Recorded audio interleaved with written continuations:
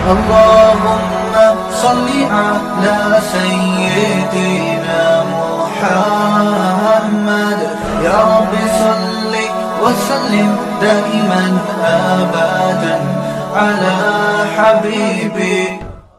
اللہ جل شانہ نے خود کلام پاک میں دنیا میں آنے کا مقصد بیان فرمایا، وما خلقت الجن والانس الا لیعبدون، میں نے جنات اور انسان کو صرف میری عبادت کے لیے پیدا کیا ہے۔ اللہ تعالی نے بندوں کو اپنا حکم پورا کرنے کے لیے پیدا کیا ہے، اور زمین و آسمان کے درمیان جتنے اسباب دیے ہیں وہ سب اس کی مدد کے لیے دیے ہیں کہ ان تمام اسباب سے راحت لو، ضرورت پوری کرو اور حکم پورا کرو۔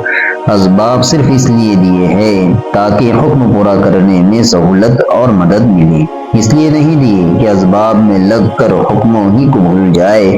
اللہ جل شانہ نے ہماری ضرورتوں کے لیے اسباب پیدا فرمائے، اور اس اسباب سے اللہ ہماری ضرورتیں پوری فرماتے ہیں۔ انسانوں کی حیات کے لیے جس طرح آسمان سے پاک اور صاف پانی اتارا، ایسے ہی ہماری کامیابی کے لیے اپنا دین اور احکامات اتارے ہیں۔ جن کی زندگی کا تعلق اللہ کے حکموں کے ساتھ ہوگا وہ کامیاب ہوگا، اور جن کی زندگی اللہ کے حکموں کے بغیر کٹے گی وہ نامراد ہوگا۔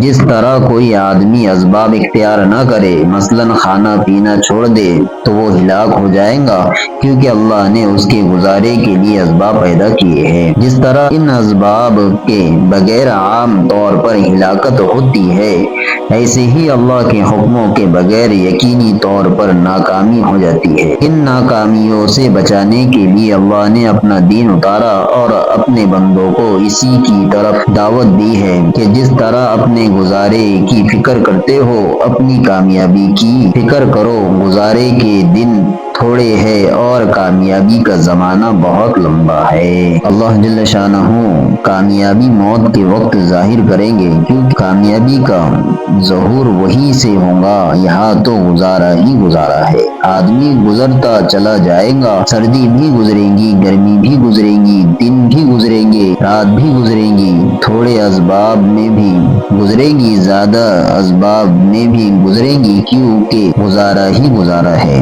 کامیابی سب کو نہیں ملے گی، اور جن کو کامیابی نہیں ملے گی وہ دھوکہ کھائے گا، اور جن کو کامیابی ملے گی وہ خوش ہو جائے گا۔ فَمَن زُحْزِحَ عَنِ النَّارِ وَأُدْخِلَ الْجَنَّةَ فَقَدْ فَازَ، جو دوزخ سے بچا لیا گیا اور جنت میں پہنچا دیا گیا وہ ہوا کامیاب۔ باقی دنیا کا مسئلہ تو دھوکے کی بات ہے۔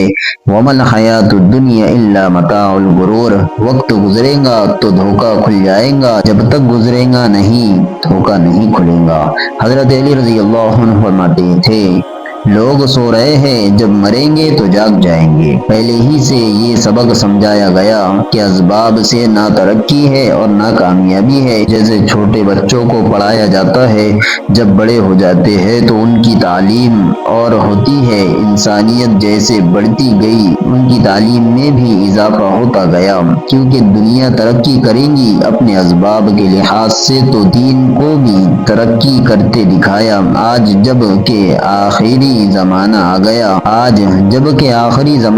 گیا اور دنیا ترقی کر رہی ہے تو دین بھی آخری درجے کا دیا، جو ہر حال میں کامیابی کا پورا ضامن ہے، اس میں کوئی تبدیلی نہیں ہوگی۔ اب یہ آخری کتاب اور آخری نبی حضرت محمد صلی اللہ علیہ وسلم کو بھیجا، لیکن سب کی بنیاد وہی ہے کہ کامیابیاں اللہ کے حکموں کے راستے سے ملیں گی، دوسرا کوئی راستہ کامیابی کے لیے نہیں ہے۔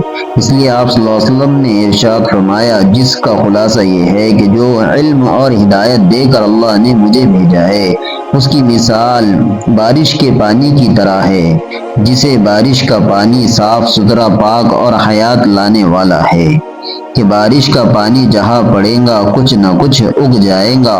سمندر کے پانی سے کوئی چیز نہیں اگتی، ایسے ہی جو ہدایت دے کر مجھے بھیجا گیا ہے اگر یہ نہیں ہے تو ہلاکت یقینی ہے۔ اللہ تعالی ہم تمام کو کئی سنی باتوں پر عمل کرنے کی توفیق عطا فرمائے، اور جو ساتھی ہمارے چینل پہ نئے ہیں وہ ہمارے چینل کو سبسکرائب کریں اور بیل آئیکن کو دبانا نہ بھولیں۔